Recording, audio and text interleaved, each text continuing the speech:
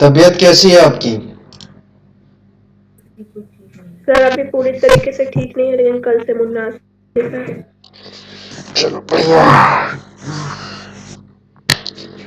चलो फिर क्लास शुरू करते हैं। नया चैप्टर शुरू करना है, ठीक है।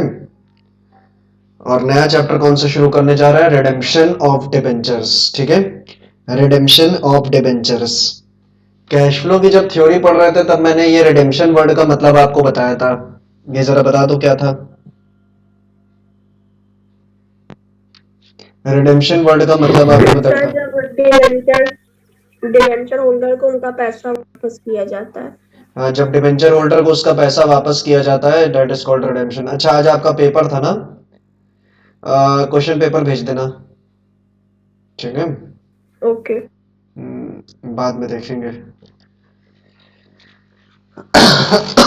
जब डिबेंचर होल्डर को उसका पैसा लौटाया जाता है, डेट इज कॉल्ड रिडेम्पशन। पैसा लेने की प्रक्रिया, किसी से पैसा लेने की प्रक्रिया is called issue of debentures. और जब उसको उसका पैसा लौटा रही हो, date is called redemption of debentures, ठीक है। जैसे कि मैं एक कंपनी हूं, ठीक है। मैं एक कंपनी हूं, मेरे पास 10 डिबेंचर मैं देना चाहता हूं आपको, और प्रत्येक डिबेंचर की कीमत है 100 रुपए। तो मैंने आपको डिबेंचर सर्टिफिकेट दिया, आपने मुझे 100 × 10 यानी 1,000 रुपए दिए। This will be called issue of debentures, है ना। इसको मैं क्या कहूंगा? इश्यू ऑफ डिबेंचर्स कहूंगा, बराबर है कि नहीं? लेकिन फिर एक certain yes time sir. Period के बाद या कंपनी लिक्विडेट होने के बाद मैं आपको आपके 1,000 रुपए लौटा दूंगा और आप मुझे मेरा डिबेंचर सर्टिफिकेट वापस कर दोगे। This will be called redemption of debentures, okay. This will be called redemption of debentures. तो डिस्कस करते हैं क्या क्या पढ़ना है इस चैप्टर में। हमें डिबेंचर्स को रिडीम करना सीखना है इस चैप्टर में बेसिकली, ठीक है। कवर क्या क्या होगा फाइनली? कवर देखो, 4 मेथड्स होते हैं प्राइमरली। 4 मेथड्स या 3 सोर्सेस, 3 सोर्सेस में इसको क्लासिफाई कर सकते हैं।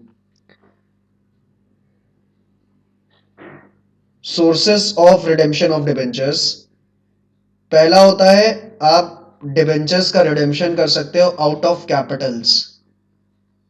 कंपनी की जो कैपिटल है उसमें से रिडेम्पशन हो सकता है। Second, out of profits. Out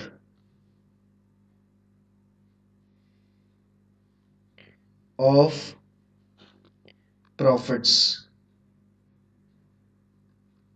third, out of capital and profits both.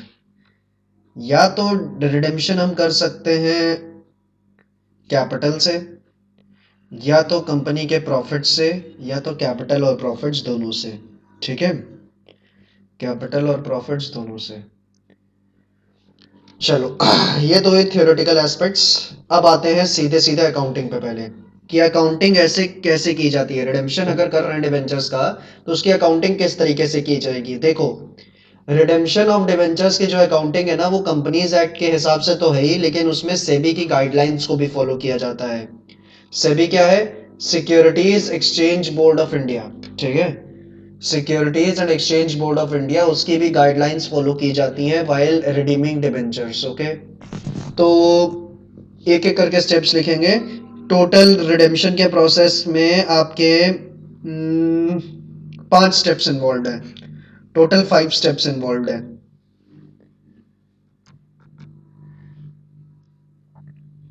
First step, step number 1 क्या होता है? हमें सबसे पहले क्या करना होता है ना, जब भी हम डिबेंचर्स रिडीम करने जा रहे हैं, तो सबसे पहला काम मुझे करना होता है, I have to create debenture redemption reserve, यानी DRR। DRR का क्या मतलब है? डिबेंचर रिडेम्पशन रिजर्व मुझे बनाना होता है, समझ गई। ये बनाना सबसे पहले जरूरी है व्हाइल रिडीमिंग एनी डिबेंचर्स। और ये बनाया कैसे जाता है? इसकी एंट्री देखो, जनरल रिजर्व अकाउंट डेबिट। अगर जनरल रिजर्व है तो जनरल रिजर्व डेबिट किया जाता है, फ्री रिजर्व है ना, इस वजह से। If any. फिर dividend equalisation reserve account debit. Dividend equalisation reserve account debit.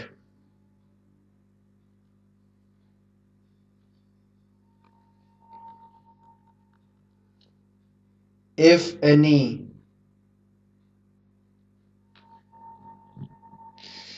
statement of P&L account debit, statement of P&L account debit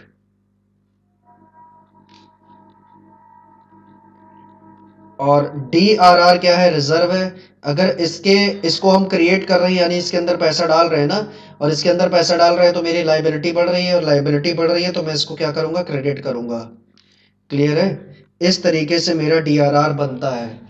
sir आखिर इसमें जनरल रिजर्व यूज किया जाता है कि कौन सा रिजर्व आखिरकार यूज किया जाता है? देखो बेसिकली रेवेन्यू रिजर्व से यूज होते हैं। रेवेन्यू रिजर्व से पैसा निकाल के इस DRR रिजर्व में पैसा डाला जाता है। डिबेंचर रिडेम्पशन रिजर्व जो है, इसमें पैसा कहां से डाला जाता है, दूसरे जो रेवेन्यू रिजर्व हैं आपके पास उसमें से पैसा डाला जाता है इसमें। समझ गई? इस तरीके से being amount transfer to DRR।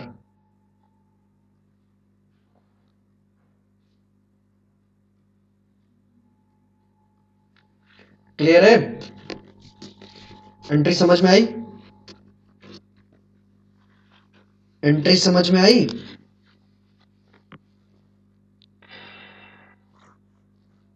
तो ये किस रूल के हिसाब से है?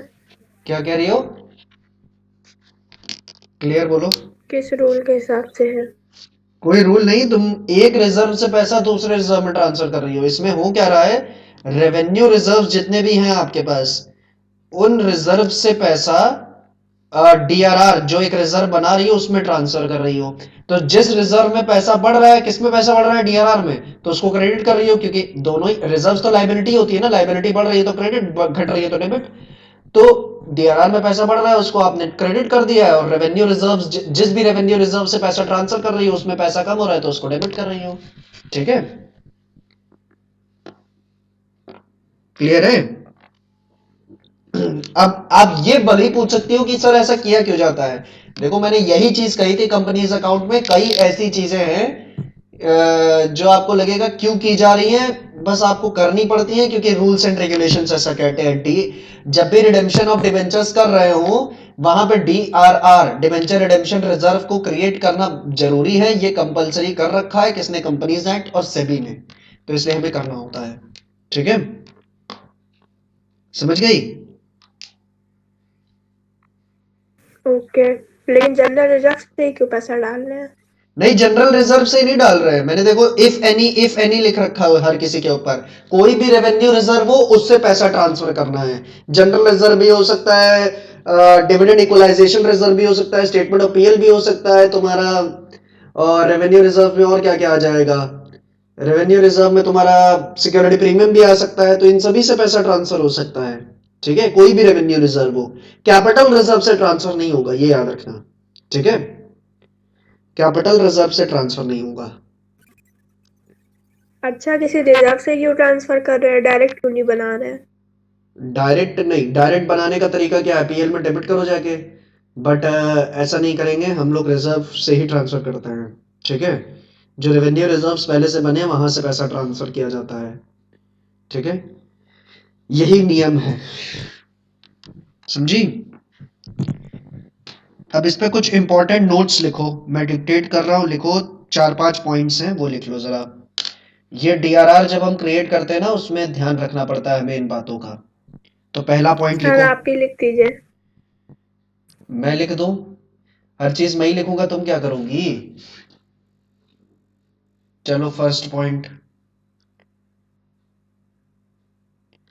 DRR should be DRR should be 25% of the face value of debentures.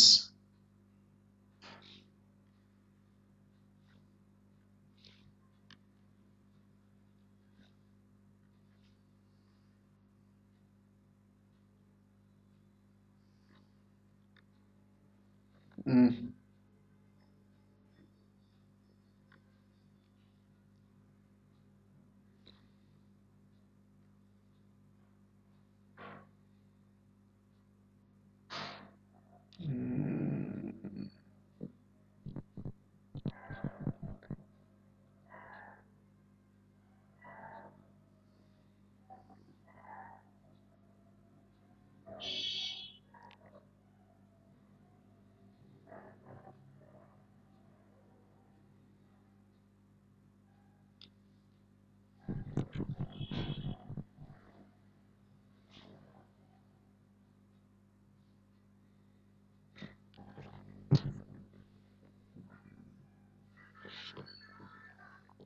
DRR should be 25% of the face value of debentures. ठीक है, तो DRR हमें कितना क्रिएट करना है? 25%। 25% क्रिएट करना है किसका? जो हमारी फेस वैल्यू है डिबेंचर्स की, उसका 25%। Second, DRR should be created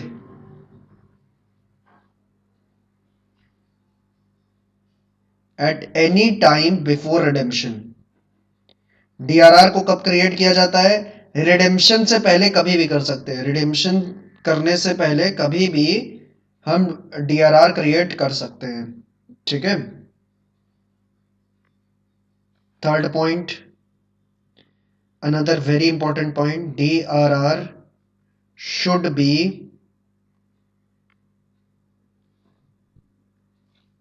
%100% of the face value of debentures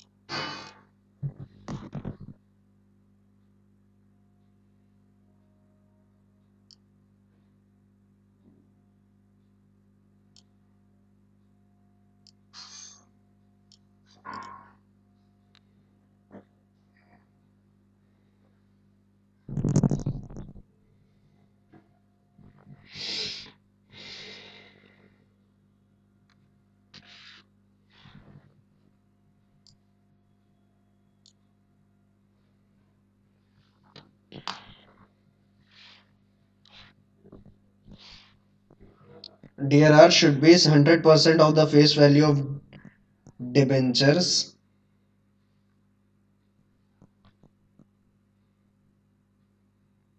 if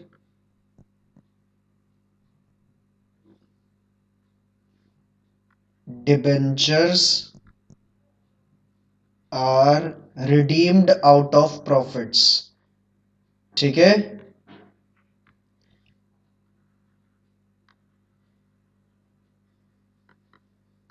पहले दो पॉइंट तो समझ में आ गए। तीसरा वाला पॉइंट क्या है सर? कि मैंने अभी बताया था ना कि तीन सोर्सेस होते हैं डिबेंचर्स को रिडीम करने के, out of capital, out of profits और out of capital and profits. ये जो सेकंड वाला था नहीं, जब डिबेंचर्स को मैं आउट ऑफ प्रॉफिट्स रिडीम कर रहा हूं, केवल और केवल एक्सक्लूसिवली आउट ऑफ प्रॉफिट्स, तो उस केस में डीआरआर जो बनेगा वो 100% बनेगा, 100% of the face value of debentures. समझ में आ रही है बात कि नहीं? समझ में आ रही है? Yes, sir. DRR is required to be created for non convertible debentures. ठीक है। कन्वर्टेबल डिबेंचर क्या होता है बताओ जरा?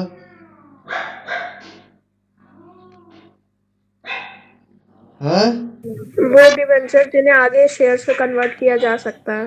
हाँ, और डीआरआर किसके लिए बनेगा? नॉन कन्वर्टेबल के लिए, यानी जिनको कन्वर्ट नहीं किया जा सकता, केवल उन्हीं के लिए बनता है। क्यों? क्योंकि केवल वही शेयर्स को आप क्या कर सकते हो? रिडीम कर सकते हो। जो कन्वर्ट हो सकते हैं शेयर्स में, वो क्या हो रहे हैं? वो रिडीम थोड़ी हो रहे हैं, वो एक तरीके से आप क्या कर रहे हो? लोन को कैपिटल बना रहे हो, है ना? कन्वर्टेबल डिबेंचर को अगर तुम समझने का प्रयास करो तो क्या है वो? वहां पे आप अपने लोन को, अपनी लॉन्ग टर्म बोरोइंग को कैपिटल बना रहे हो, है ना? सही बात है, क्योंकि डिबेंचर्स क्या है? लॉन्ग टर्म बोरोइंग, और शेयर्स क्या है? कैपिटल। तो लॉन्ग टर्म बोरिंग को कैपिटल बना रहे हो ना, वहां कोई रिडेम्पशन तो हो नहीं रहा। रिडेम्पशन एक्चुअल में कहां हो रहा है? नॉन कन्वर्टेबल डिबेंचर्स पे होता है, तो डीआरआर भी वहीं पे बनेगा। ठीक है, next, DRR is exempt for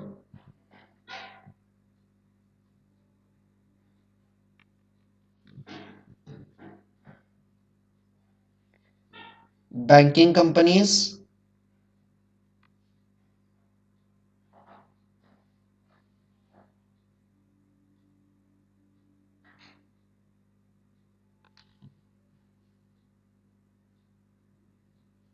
second, all India financial institutions,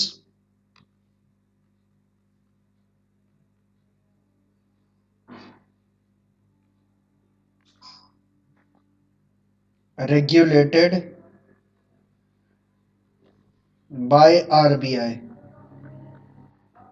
ठीक है, डीआरआर बनाना एग्जेम्प्ट है, यानी डीआरआर बनाने की जरूरत नहीं पड़ती है। कहां पे? इन दो केसेस में। अगर कोई बैंकिंग कंपनी है तो वहां डीआरआर बनाने की जरूरत नहीं है, और ऑल इंडिया फाइनेंशियल इंस्टीट्यूशंस में बनाने की जरूरत नहीं है। तो यानी फाइनेंस कंपनीज जो होती है ना वहां पे, जैसे मुथूट फाइनेंस हो गई, एचडीबी फाइनेंशियल सर्विसेज हो गई, इनके लिए भी डीआरआर बनाना जरूरी नहीं है।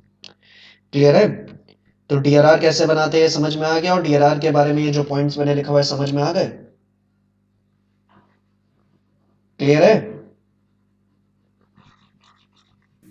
Yes sir. किसी में कोई डाउट?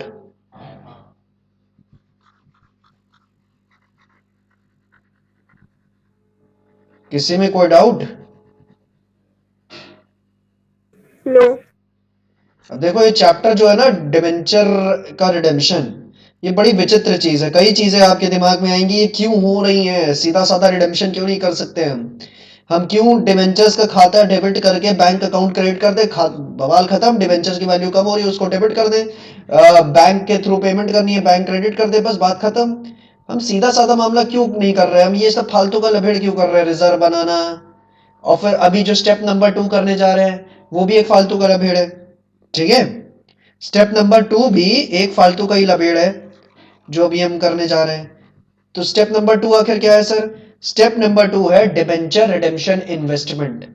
जब आप डिबेंचर्स को रिडीम करने जा रहे हो ना, जब आप डिबेंचर्स को रिडीम करने जा रहे हो तो आपको डिबेंचर रिडेम्पशन के वक्त कुछ इन्वेस्टमेंट भी करने पड़ेंगे। ठीक है, डिबेंचर रिडेम्पशन के वक्त कुछ इन्वेस्टमेंट भी करने पड़ेंगे। अब लो बात सर, इन्वेस्टमेंट करने की क्या जरूरत है? इन्वेस्टमेंट करने की आखिर क्या जरूरत है? और कमाल की बात सुनो, स्टेप नंबर 2 ये है कि आपको इन्वेस्टमेंट करना है, और स्टेप नंबर 3 ये होगा कि उसी इन्वेस्टमेंट को बेच देना है। ठीक है, स्टेप नंबर 2 होगा कि इन्वेस्टमेंट करो, और स्टेप नंबर 3 होगा कि उसी इन्वेस्टमेंट को बेच दो। और बेचने का समय होगा ठीक रिडेम्पशन से पहले, बेचा जाएगा ठीक रिडेम्पशन से पहले। सर ये क्या बकवास है? क्या बकवास है? बकवास समझ में नहीं है क्या? देखो, जैसे कि सर साल ऐसे फालतू क्यों कर रहे हैं? 2020 में आपने इशू किए डिबेंचर्स, जिनको रिडीम करना है कब? 2025 में। 2020 में आपने इशू किए हैं, 2025 में आप क्या करोगे? रिडीम करोगे।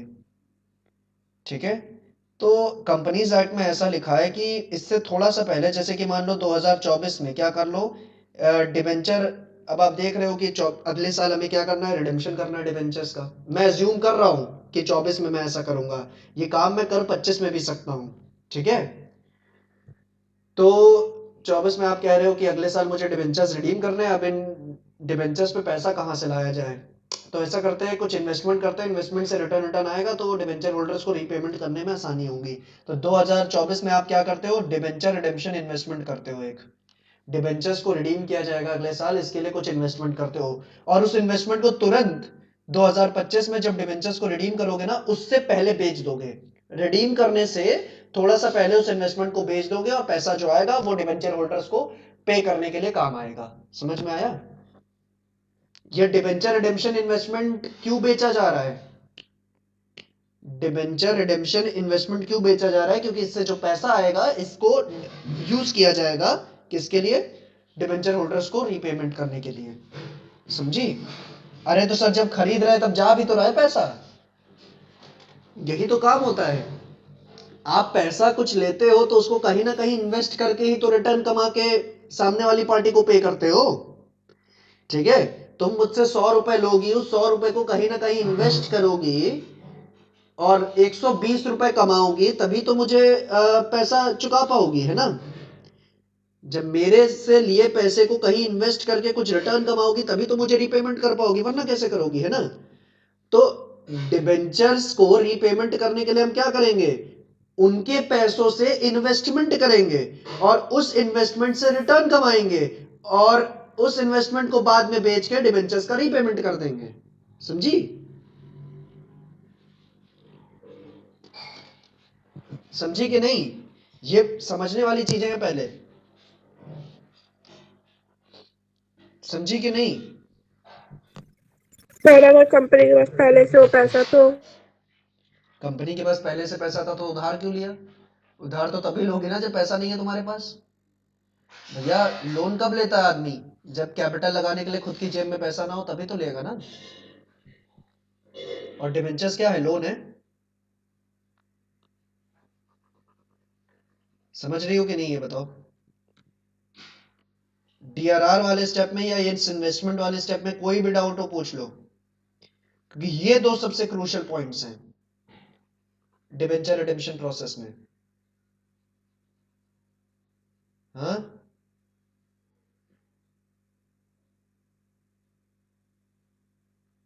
बताओ, क्या सर? क्या? कोई डाउट है जो अभी तक बताया उसमें?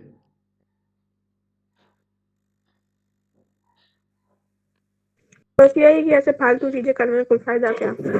फायदा यही है ना, तुम पैसा इन्वेस्ट, तुम मुझसे पैसा उधार ले रही हो, तुम मुझसे पैसा, छोटा सा एग्जांपल लो, तुम मुझसे पैसा उधार ले रही हो, उस पैसे को कहीं इन्वेस्ट नहीं करोगी तो मुझे रीपे कैसे करोगी? मुझे तो ब्याज सहित पैसा चाहिए ना, तो वो ब्याज कहाँ से दोगी? जब पैसा इन्वेस्ट करोगी कहीं तभी तो ब्याज मिलेगा, तभी ब्याज तुम कमाओगी, तभी मुझे ब्याज दे पाओगी, है ना? तो इसीलिए इन्वेस्टमेंट करना जरूरी है। और फिर बाद में उस इन्वेस्टमेंट को सेल भी करना पड़ेगा। क्यों? ताकि इकट्ठा पैसा आए, ताकि डिबेंचर होल्डर्स को उनका पैसा लौटाया जा सके, इसलिए। समझी गए हो तुम्हें कि नहीं? अब ये इन्वेस्टमेंट की एंट्री करते हैं। इन्वेस्टमेंट है, एसेट बढ़ रहा है तो डेबिट किया जाएगा, तो debenture okay. Debenture redemption investment का अकाउंट डेबिट होगा, डिबेंचर रिडेम्पशन इन्वेस्टमेंट का अकाउंट डेबिट होगा, और बैंक अकाउंट क्रेडिट होगा। एंट्री आसान सी है, लॉजिक समझना बड़ा मुश्किल है इसका, कि हो क्यों रहा है ये नाटक, ठीक है? लॉजिक समझना मेन चीज है। दो पॉइंट्स इसके लिए भी बड़े इंपॉर्टेंट है, लिख लो। डिवेंचर रिडेम्पशन इन्वेस्टमेंट को मैं शॉर्ट में डीआरआई बोलूंगा, तो आगे से मैं जब भी डीआरआई शब्द बोलूं तो समझ लेना क्या है। DRI should be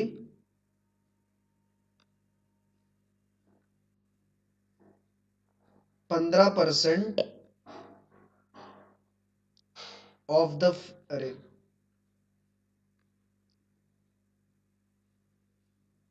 DRI should be 15% of the face value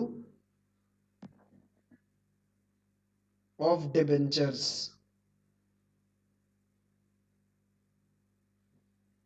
DRI कितना होना चाहिए? 15% होना चाहिए, किस चीज का? फेस वैल्यू ऑफ डिबेंचर्स का।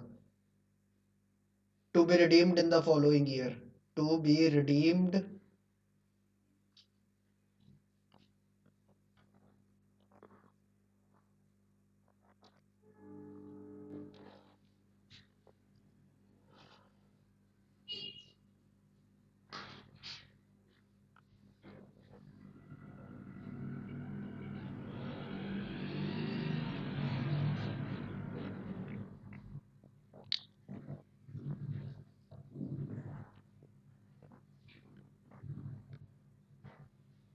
DRI should be purchased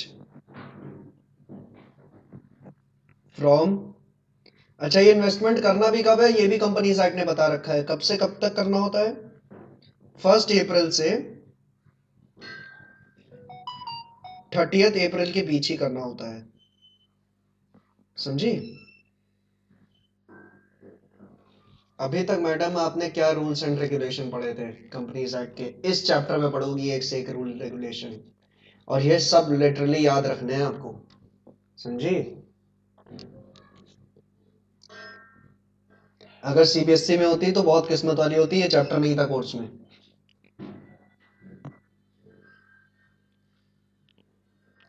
इतने रूल्स एंड रेगुलेशन पूरे कंपनीज एक्ट में नहीं है जितने अकेले इस चैप्टर में है। नेक्स्ट, ये पॉइंट्स क्लियर है दोनों? बिफोर, दोनों, पूरा सेकंड वाला पॉइंट क्लियर है, डिबेंचर रिडेम्पशन इन्वेस्टमेंट वाला? हाँ या ना? बिफोर रिडेम्पशन हमें क्या करना है? डीआरआई को सोल्ड कर देना है, ठीक है? रिडेम्पशन से ठीक पहले हमें डिबेंचर रिडेम्पशन इन्वेस्टमेंट को सोल्ड कर देना है। अरे क्लियर है कि नहीं, कि सो गई? Hello hello hello hello? Yes, sir. Yes, sir. हाँ, एंट्री क्या होगी? डिबेंचर रिडेम्पशन इन्वेस्टमेंट बेचने की। आप इन्वेस्टमेंट बेच रही हो, एसेट की वैल्यू कम हो रही है, एसेट की वैल्यू कम हो रही है तो क्या करोगे उसको? क्रेडिट। तो to debenture redemption investment account. अब इन्वेस्टमेंट है, अब ये क्या है? इन्वेस्टमेंट है, इन्वेस्टमेंट के ऊपर आप कुछ ना कुछ ब्याज भी कमाते हो। ब्याज कमाना क्या है? आपकी कमाई, कमाई बढ़ रही है तो उसको क्रेडिट किया जाता है ना? तो इंटरेस्ट जो भी आपने अर्न किया है वो क्रेडिट होगा। इंटरेस्ट अर्नड को आप क्या करोगे? क्रेडिट करोगे। फिर इन्वेस्टमेंट को बेच रहे हैं तो पैसा मिलेगा तो बैंक अकाउंट डेबिट, ठीक है? और कंपनी जब इन्वेस्टमेंट बेचती है ना, जब कंपनी इन्वेस्टमेंट बेचती है तो सरकार उससे कहती है थोड़ा सा इनकम टैक्स दो। तो इनकम टैक्स देना मेरा क्या होगा? खर्चा, खर्चा बढ़ रहा है तो डेबिट किया जाएगा, तो टीडीएस कलेक्टेड अकाउंट डेबिट किया जाएगा उसको दिखाने के लिए। कोई भी दिक्कत इस एंट्री में, ये बताओ? कोई भी दिक्कत इस एंट्री में बताओ? No, sir. नो? सर आपने टीडीएस कलेक्टेड। टीडीएस कलेक्टेड क्या? टीडीएस कलेक्टेड क्या बोल रही हो? क्यों डेबिट किया है? क्योंकि देखो इन्वेस्टमेंट बेच रही है ना गवर्नमेंट, वो कंपनी, कंपनी इन्वेस्टमेंट बेच रही है तो हाँ। इन्वेस्टमेंट बेचने से उसको कमाई हो रही है, और सरकार कहेगी कमाई कर रहे हो तो हमको इनकम टैक्स दो।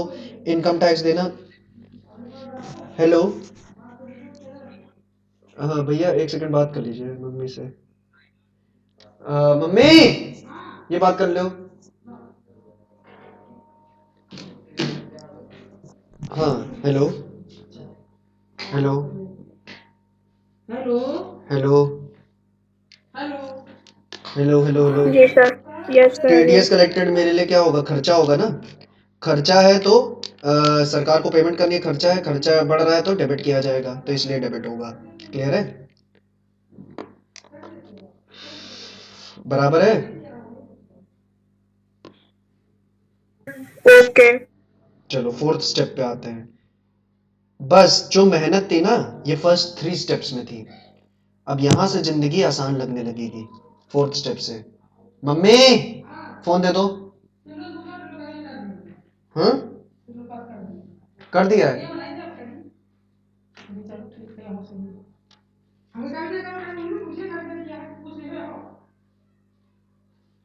फोर्थ स्टेप क्या है? जब फाइनली रिडेम्पशन का दिन आएगा ना, जिस दिन मुझे रिडीम करने डिबेंचर्स, तो on the date of redemption में क्या एंट्री करूंगा? On the date of redemption मैं 2 एंट्रीज करूंगा। जब मैं डिबेंचर्स को रिडीम कर रहा हूं तो डिबेंचर्स की वैल्यू कम हो रही है ना? जब मैं डिबेंचर्स को रिडीम कर रहा हूं तो डिबेंचर्स की वैल्यू कम हो रही है, और डिबेंचर्स क्योंकि एक लाइबिलिटी है उसकी वैल्यू कम हो रही है तो उसको मैं डेबिट करूंगा, तो परसेंटेज डिबेंचर्स अकाउंट डेबिट होंगे और उनको पैसा लौटाया जाएगा, ठीक है? उनको जो है पैसा लौटाया जाएगा। अब मुझे ये बताओ, जब मैं डिबेंचर्स को इशू करता था और रिडेम्पशन के पॉइंट ऑफ व्यू से डिबेंचर्स को इशू करता था, तो एक premium on redemption account credit करता था कि नहीं? Premium on redemption account credit करता था कि नहीं करता था, ये बताओ। Yes sir. और वो क्यों करता था? मैं पूरा प्रॉपर एक्सप्लेनेशन दिया था। ये मान के करता था कि ये जो प्रीमियम है जो मुझे रिडेम्पशन के वक्त देना है, ये जो प्रीमियम ऑन रिडेम्पशन मुझे देना है रिडेम्पशन के वक्त, जब मैं डिबेंचर्स को रिडीम करूंगा, जब डिबेंचर होल्डर को उसका पैसा लौटाऊंगा, तो ये जो प्रीमियम ऑन रिडेम्पशन है, ये एडिशनल अमाउंट मुझे पे करना पड़ेगा। ये एडिशनल अमाउंट क्या करना पड़ेगा? मुझे पे करना पड़ेगा डिबेंचर होल्डर को। कब? रिडेम्पशन के वक्त, है ना? यही बात थी कि नहीं थी? यही बात थी कि नहीं थी? हाँ या ना? याद करो इशू ऑफ डिबेंचर्स वाला chapter. Yes sir, yes sir. तो अब वो वक्त आया है, अब रिडेम्पशन का वक्त आया है, तो अब आखिर वो प्रीमियम ऑन रिडेम्पशन दिया जाएगा, तो उसको भी यहां डेबिट किया जाएगा। Premium on redemption of debentures account, ठीक है, to debenture holders account. Finally ये दोनों चीजें जुड़ के क्या आ जाएगी? डिबेंचर होल्डर्स अकाउंट में क्रेडिट हो जाएगा। यहाँ पे डिबेंचर होल्डर को टोटल इतना रुपए देना होगा, जैसे 100 रुपए मान लो डिबेंचर्स के हो गए, 5 रुपए का प्रीमियम हो गया, तो 105 पे किया जाएगा डिबेंचर होल्डर्स को। और फिर फाइनली सेकेंड एंट्री होगी debenture holders account debit to bank account. Debenture holders को उनका पैसा पे कर दिया जाएगा। कोई डाउट है इसमें? 105 रुपए पूरे पे हो जाएंगे। कोई डाउट है?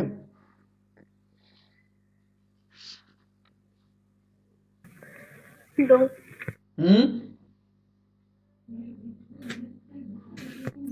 नो। नो, बिल्कुल सही।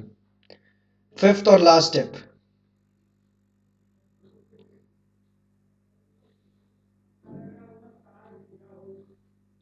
फिफ्थ और लास्ट स्टेप है transfer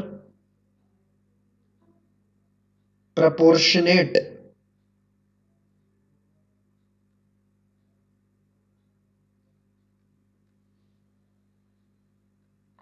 DRR to general reserve.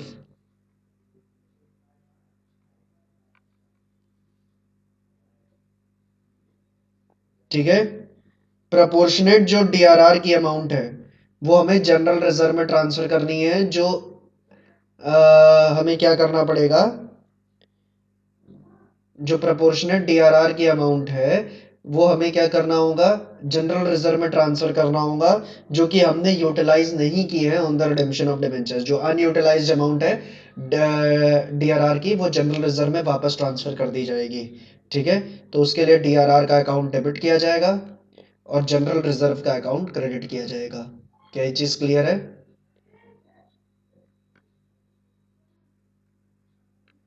ये लास्ट स्टेप है। Yes sir.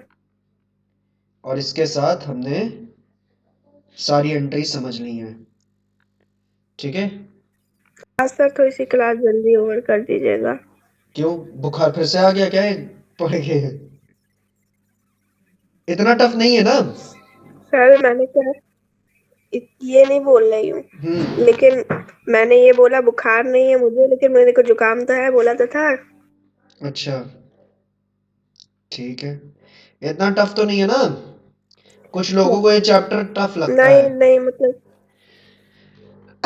टफ नहीं है ये, थोड़ा प्रैक्टिस थोड़ी ज्यादा लगेगी इस पे, क्योंकि ये सब चीजें थोड़ा 2-4 बार करनी पड़ेंगी, तब हाथ सेट हो जाएगा इस पे।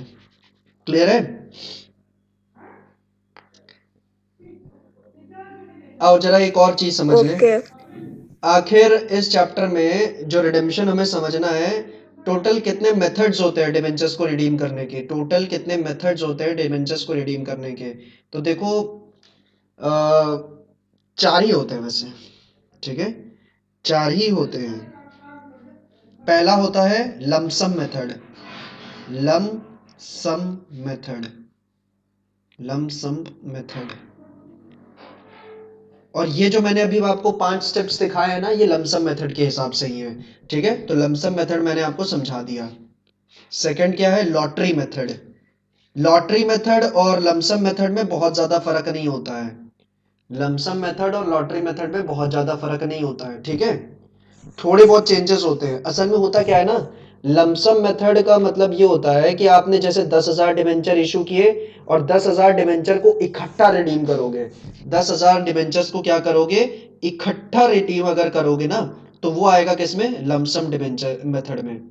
लेकिन लॉटरी मेथड में क्या होता है, जैसे आपने 10,000 डिबेंचर्स को इशू किया है, 10,000 डिबेंचर्स इशू किए हैं, तो एक सर्टेन टाइम पीरियड के बाद एक साल आप कितना करोगे, 2,000 डिबेंचर्स को रिडीम करोगे, फिर उसके अगले साल 2,000 को करोगे, फिर उसके अगले साल फिर 2,000 डिबेंचर्स को रिडीम करोगे, फिर उसके अगले साल फिर से 2,000 डिबेंचर्स को रिडीम करोगे, ठीक है। तो ऐसे करते करते आप सारे डिबेंचर्स को, यानी इंस्टॉलमेंट्स में डिबेंचर्स को रिडीम कर रहे हो, ठीक है। आप क्या कर रहे हो, इंस्टॉलमेंट्स में डिबेंचर्स रिडीम कर रहे हो, तो this will come under lottery method, okay. Is it clear? Lottery method. हाँ, जब डिबेंचर को इकट्ठा रिडीम किया दे रहे हो तो किस में आ रहा है, लमसम मेथड में। और लमसम मेथड की अकाउंटिंग कैसे करनी है हमने अभी समझा। और लॉटरी मेथड में क्या करते हैं, हम डिबेंचर्स को इंस्टॉलमेंट्स पे रिडीम करते हैं, ठीक है। जैसे एक साल थोड़े किए, फिर अगले साल थोड़ा, फिर अगले साल थोड़ा, फिर अगले साल थोड़ा, इस तरीके से, समझो। ओके।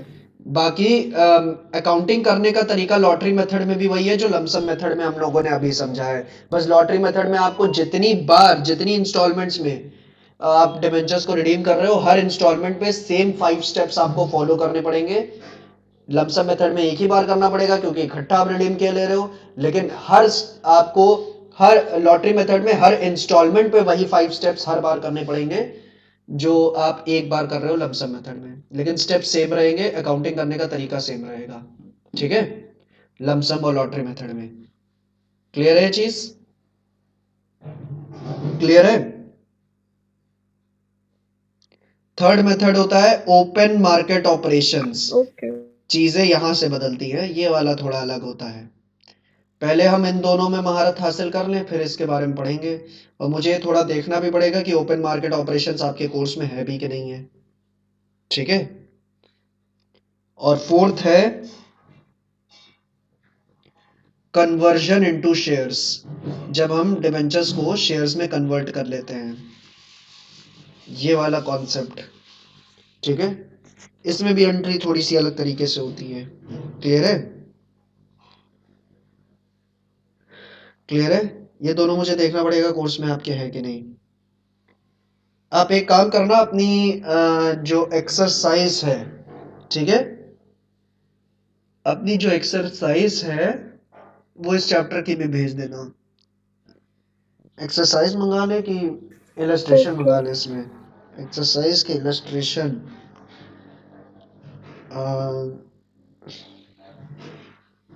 इलस्ट्रेशन भेज दो इसमें सारे आप, ठीक है। इलस्ट्रेशन भेजने से दो फायदे होंगे, पूछो क्या क्या। ये तो पता चल ही जाएगा कि कितने मेथड्स आपके कोर्स में है, ठीक है, फायदा नंबर 1। दूसरा पता चल जाएगा कितने क्वेश्चंस कराने, ये। और एक और तीसरा फायदा है कि ये सब जो रेट्स यहाँ पे देख रही हो ना, 15% या फिर डीआरआर के क्रिएट करने में था वो आपका 20% और 100%, ये रेट्स भी बीच बीच में चेंज होते रहते हैं, ठीक है। हर साल कंपनीज एक्ट में कुछ ना कुछ चेंजेस होते हैं, उसकी वजह से ये रेट्स में चेंजेस आते रहते हैं। तो इस रेट में अगर कोई चेंज आ गया होगा तो तुम इलस्ट्रेशन मुझको भेज दोगे, तो मैं देख लूंगा कि जो आपकी बुक लेटेस्ट एडिशन होगी, है ना, पुराना एडिशन तो होगा नहीं। Yes sir. हाँ, तो लेटेस्ट एडिशन में ये कोई रेट में कोई चेंज वगैरह तो नहीं आया है, वो चीज मैं देख पाऊंगा। तो तुम इलस्ट्रेशन ही मुझको सारे भेज देना, ठीक है, जितने इलस्ट्रेशन इस चैप्टर के होंगे। क्लियर है? क्लियर है? ओके। अब बताओ, तो अब मुझे न्यूमेरिकल शुरू करना है इसके, तो बताओ तो शुरू करें, नहीं तो फिर आपको जल्दी जाना हो तो जल्दी काज ओवर कर दिया जाए। हम्म,